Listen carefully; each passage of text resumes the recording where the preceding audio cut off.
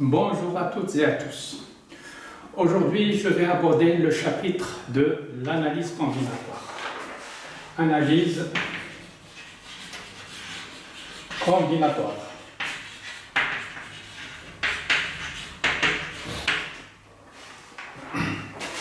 Vers la fin des années 90, donc ça fait peut-être cela un peu plus de 20 ans, j'ai fait une découverte.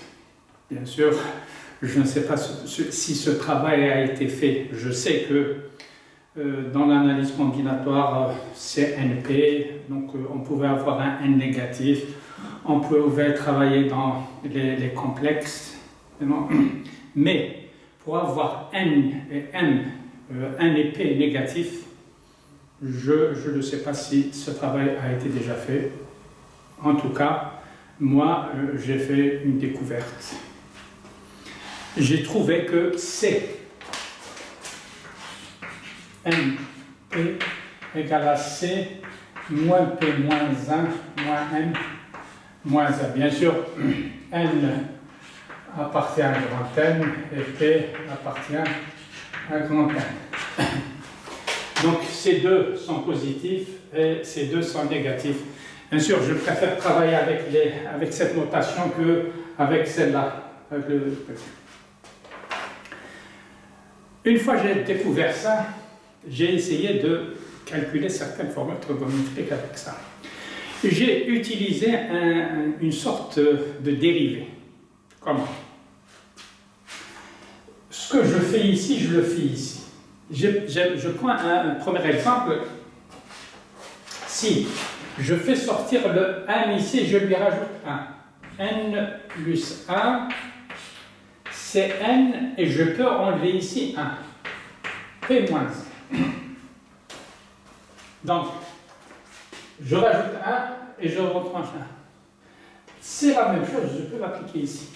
Je rajoute 1 et je retranche 1. Simplement, quand je rajoute 1 ici, la valeur est négative. Quand je la fais sortir, je dois la multiplier par moins. Donc, si je rajoute 1, ça va donner quoi? Ça donne moins P. Donc, ça donne ici P, C, moins P, moins 1, moins N, moins 2. Et quand je la remets à sa place ici, donc ça donne P, CP, P, CP. Ici, je rajoute 1, ça donne moins N, moins 1, donc ça donne N plus 1. Voilà la première formule. N plus 1, CNP moins 1 égale P, CN plus 1, P. Je peux faire ce travail indéfiniment, jusqu'à l'infini. J'ai rajouté 1, maintenant je peux rajouter 2. Donc ça donne quoi? Ça donne N plus 2 fois N plus 1, c'est N, P moins 2, égale. C'est la même chose. Donc, je dois rajouter 2. Donc, ça donne moins P plus 1. Donc, ici, ça donne P fois P moins 1. C'est moins P moins 1 moins N moins 3. Et ça va donner P fois P moins 1, c'est P. Et ici, ça va donner N plus. Et je peux aller jusqu'à l'infini. Donc, je pourrais avoir N plus 1 fois N plus 2 fois N plus M, c'est N P moins 1 égale à P fois P moins 1 fois P moins 2 jusqu'à P moins M plus 1, c'est N plus M fois. Voilà la première formule avec ce que j'ai appelé les pseudo-dérivés. Je peux vérifier, par exemple, celle-là. Je peux la vérifier. Ici, ça va me donner N plus 2 factoriel sur P moins 2 factoriel, N moins P plus 2 factoriel. Ici, ça donne quoi? P fois P moins 1 sur P factoriel, n moins P plus 2 factoriel. J'ai, fois n plus 2 factoriel. Voilà, j'ai n plus 2 factoriel, n plus 2 factoriel se simplifie, n moins P plus 2 factoriel, n moins P plus 2 factoriel, et P fois P moins 1 sur P factoriel, ça donne P moins 2 factoriel, avec P moins 2 factoriel, P moins 2 factoriel, c'est vérifié. On peut le vérifier pour n'importe quelle valeur de n. Prenons un deuxième exemple de pseudo-dérivé. Je peux faire sortir le n et je mets n moins 1. Donc qu'est-ce que j'aurai?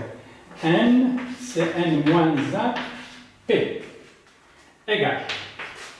Si je fais sortir celui-là, donc il va être positif, c'est P plus 1, c'est moins n moins 1, moins P moins 1. Bien sûr, ça va donner P plus 1, c'est P.